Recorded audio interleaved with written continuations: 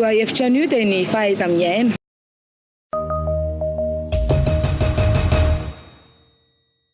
Omenao note-firy ny vahoaka malagasy amin'ny fanajana ny fahaiza-miaina. Inona no antony notomenao io?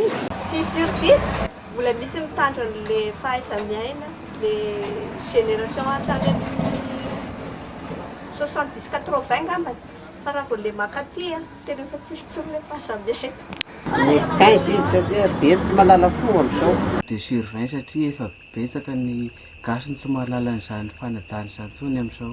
5 sur 20 mahay fa dia 5 sur 20 ny antony dia efa tsy hita tsony amin'izao fotoana izao ny tsy tena anivon'ny fiarahamonina fahaiza-miaina.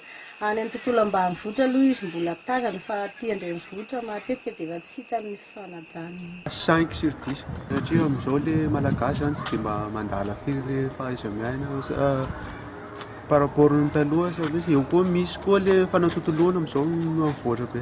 Ny olona taloha meko 10 sur 10 fa ny ankizy amin'izao 5 sur 10. Ny olona taloha tena mahay miaina na aina-pitan'le fahaiza-miaina amin'ny taranany fa amin'izao ny ankizy efa tsy dia miaina intsony.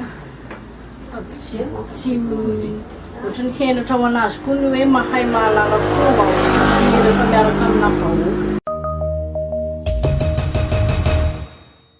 Araka ny hevitrao, inona ny atao hoe fahaiza-miaina?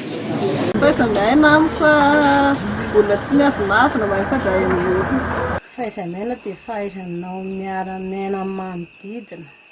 Atao tokantrano izany na any amin'ny toeram-piasana na n'aiza mifandraisanao amin'ny hafa. Fahaiza-miaina dia fahaizana miara-miaina amin'olona, fanajana,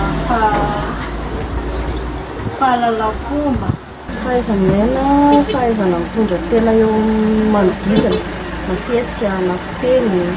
Raha araka ny fahalalako azy aloha izany dia ny fanajana ny tontolo iainana, tontolo manodidina. Ny fahaiza-miaina dia fanajana sy fanarahana ireo soatoavina efa napiraka sy fanarahana ny zavatra tokony hisy mitombina tsara eo amin'ny fiarahamonina zany.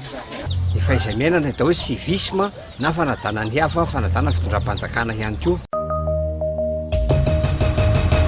Mianatra amin'ny fahaiza-miaina ve ny zanakao any an-tsekoly? Kilasy fahafiry izy ho nianatra an'izany? Mbola tsy manan-janaka aloha fa tokony hoe eo amin'ny classe de 6e manomboka mianatra. Manomboka 6e tokony mianatra an'izany.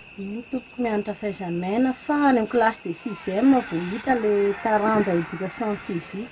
Tara loatra izany fa hatrany amin'ny kilasy ambany dia efa tokony ampidirina amin'ny taranja-pampianarana ny éducation civique. Mbola tsy fera eo amin'ny classe de 6e. Manomboka 6e no fantatro hoe mianatra fahaiza-miaina. Ie, mianatra fahaiza-miaina dia kilasy 6e izao manomboka mianatra. Eny tompo, nanomboka tamin'ny kilasy dia 9e. Ie, nianatra tany amin'ny kilasy fahatelo ny farany. Tena lazaina fampianarana nefa dia lasa atao fakana diplôma fotsiny fa tsy ampiarina amin'ny fiainana andavanandro. Nanomboka tany amin'ny T5 tany amin'ny primaire zany tonga amin'ny secondaire tafiditra ao anaty programme fampianarana io nefa tsy mampiatra zany fa vonjy-tavanandro fotsiny naovan'ny mpampianatra azy. Araka ny hevitrao, tsy maintsy ampianarina ve ny fahaiza-miaina manomboka eo amin'ny CEPE? Tena ilaina mihitsy ny ampianarana ny ankizy satria ao izy efa manomboka efa matomatotra efa hoe zany izy efa afaka mandray zavatra betsaka sady efa manomboka mifanerasera betsaka amin'ny manodidina azy fa any amin'ny kilasy ambany izy zany heverina hoe akambany amin'ny kilalao ny fianarany an'ilay ohatra hoe fanajana miarahaba sy anona dia efa mahazatra azy fa manomboka ao zany dia mitombo ny fianarany an'ilay taranja. Tokony ho ampianarina mihitsy ary amiko ary ohatran'ny hoe tara ilay izy fa manomboka mbola kely izy dia tokony ampianarina ilay fahaiza-miaina dia maraikitra ao anatiny dia rehefa lehibe izy. Fa raha 6e izy vao mianatra efa misy zavatra tsy hainy dia efa mahazatra anazy ao, ino no ataony? Tokony